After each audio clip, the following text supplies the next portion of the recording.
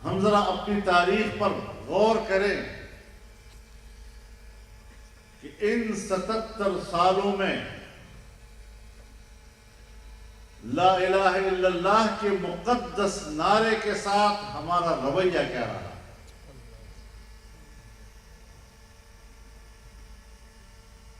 ہمارے پارلیمنٹ کا رویہ کیا رہا، ہمارے حکمرانوں کا رویہ کیا رہا ہے، ہماری اسٹیبلشمنٹ کا رویہ کیا رہا ہے، ہماری بیوروکریسی کا رویہ کیا رہا ہے، ہمارے جاگیرداروں کا رویہ کیا رہا ہے، ہمارے سرمایہ داروں کا رویہ کیا رہا ہے، ہمارے صنعت کاروں کا رویہ کیا رہا ہے۔ کیا آج اتنا عرصہ گزرنے کے بعد ہم نے ان رویوں پر کوئی غور نہیں کرنا؟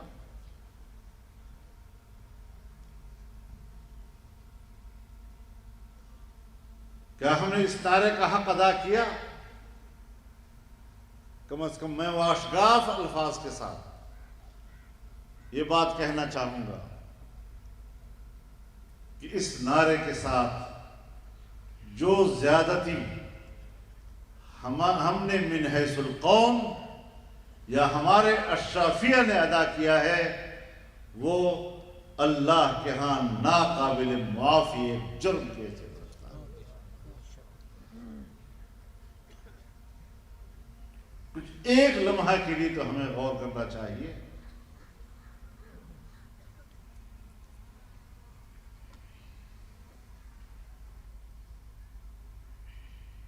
قرارداد پاکستان پاس ہوئی، اس کے اندر جو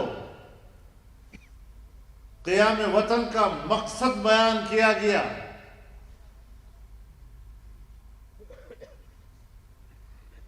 اور جس کی نسبت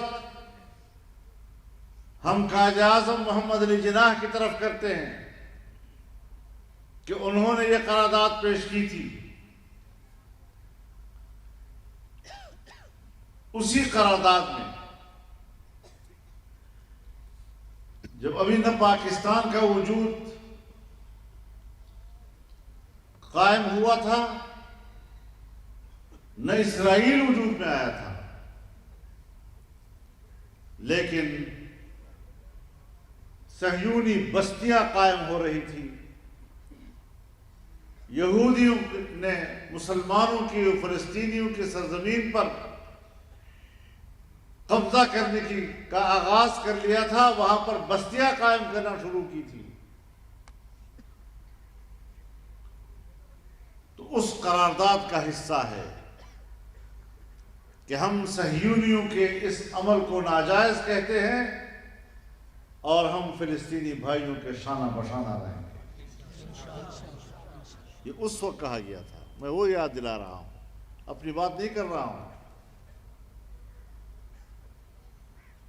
یہ پاکستان کی بنیاد میں شامل ہے، یہ اس کی اساس میں شامل ہے۔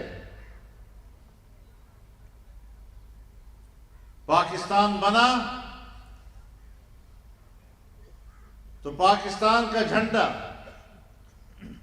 علامہ شبیر احمد عثمانی نے لہرایا، اور پاکستان کی پہلی دستور ساز اسمبلی میں قرارداد مقاصد کا مسودہ علامہ عثمانی نے تیار کیا، اور نوابزادہ لیاقت علی خان نے بحیثیت وزیر اعظم کے اس اسمبلی میں پیش کیا۔ آپ کا آغاز تو یہاں سے ہوتا ہے۔ اب آپ مجھے بتائیں کہ ہم نے مسلمانوں کی تائید اس ملک کی تحریک کے لیے کس نعرے سے اور کس نظریے کے ساتھ قائم کی، اور پھر آج تک ہم نے اس ملک کے نظریے کے ساتھ کیا حشر کیا۔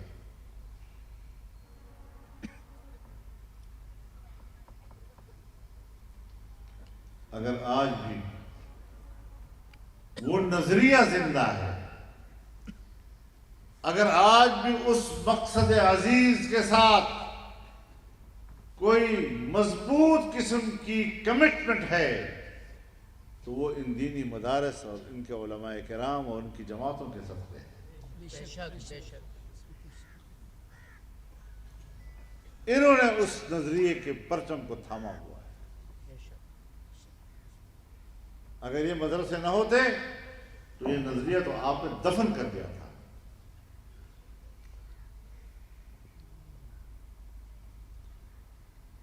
اور آج بھی آپ کا یقین یہی ہے کہ اگر مدرسہ زندہ رہتا ہے، یہ علماء موجود رہتے ہیں، سیاست میں ان کا کردار رہتا ہے، تو پھر یہ اسلام کی بات، اسلام کا نظریہ، اسلام کی بنیاد پر ہماری داخلی پالیسیاں، ہماری خارجہ پالیسیاں، اس کی آواز تر و تازہ رہے گی، زندہ رہے گی۔ اس لیے مدارس کا خاتمہ اور ان کے کردار کا خاتمہ، ان کو غیر مؤثر بنانا آج ہماری ملک کی سیاست اور ان جاگیرداروں اور اس اسٹیبلشمنٹ اور بیوروکریسی کا ایجنڈا بنا ہوا ہے۔ اس کے علاوہ کوئی مقصد نہیں۔ اس سے آپ اندازہ لگائیں کہ اس ملک کی استحکام کے لیے اور اس کے نظریے کے استحکام کے لیے آپ کی دینی مدرسے کی کس قدر ضرورت ہے۔ بدقسمتی سے ہمارا کالج اور ہماری یونیورسٹیاں جو حکمرانوں کے نگرانی میں چل رہی ہیں، آج وہاں یہ نظریہ دم توڑ چکا ہے۔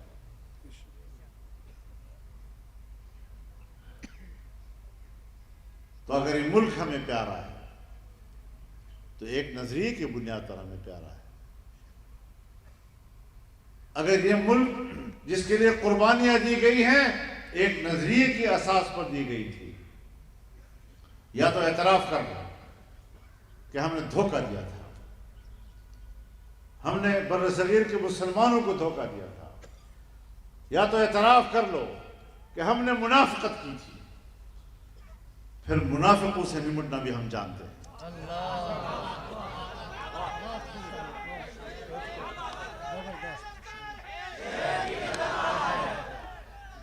ہم نے اگر اس ملک کی سیاست میں سر اٹھایا ہے اور یہ جو پگڑیاں آپ کو بندھوائی گئی ہیں، جس سروں کے اوپر یہ پگڑیاں باندھی گئی ہیں، یہ سر جھکانے کے لیے نہیں بلکہ سر اونچا رکھنے کے لیے۔ نعرہ تکبیر! تاج و تخت ختم نبوت، تحفظ مدارس دینیہ۔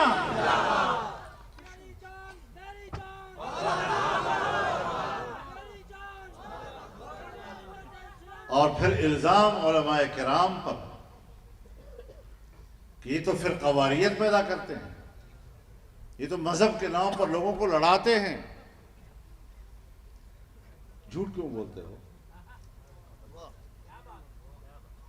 ایک عالم دین نے قرارداد مقاصد کا مسودہ پیش کیا، آج وہ آئین کا حصہ ہے، کسی مکتب فکر کا اس کے اوپر جھگڑا نہیں ہے۔ سن 1951 میں 22 اسلامی نکات پر تمام مکاتب فکر نے اتفاق رائے کیا، آج بھی اس پر اتفاق رائے موجود ہے۔ مذہبی دنیا کی سیاسی قیادت نے ہمیشہ ہم آہنگی کا کردار ادا کیا ہے۔ سن 1973 کا آئین بنا،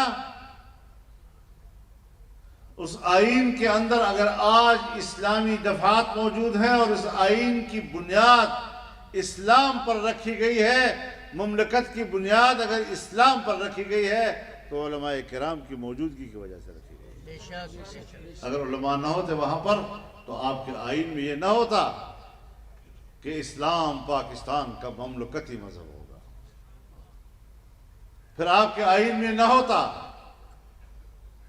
کہ تمام قوانین قرآن و سنت کے تابع ہوں گے، پھر آپ کے آئین میں نہ ہوتا کہ قرآن و سنت کے منافق کوئی قانون نہیں بنے گا، پھر آپ کے آئین میں یہ نہ ہوتا کہ اسلامی نظریاتی کونسل قائم ہو جہاں تمام مکاتب فکر کی نمائندگی ہو اور وہ اسلامی قانون سازی کے لیے سفارشات مرتب کرے۔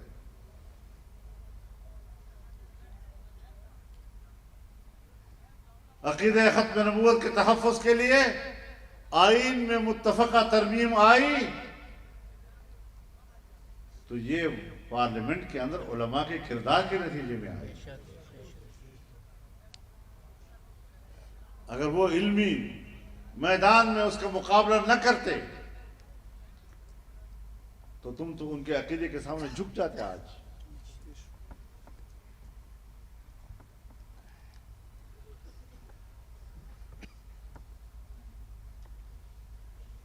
انہوں نے ہمیشہ مذہبی ہم آہنگی کے لیے کام کیا ہے۔ MMA تک ہم تمام مکاتب فکر ایک پلیٹ فارم پر، اور آج بھی جمعیت علماء اسلام اپنے اکابر کی امانت سمجھتا ہے اس بات کے لیے کہ عوام کو فرقہ واریت سے دور رکھنا ہے۔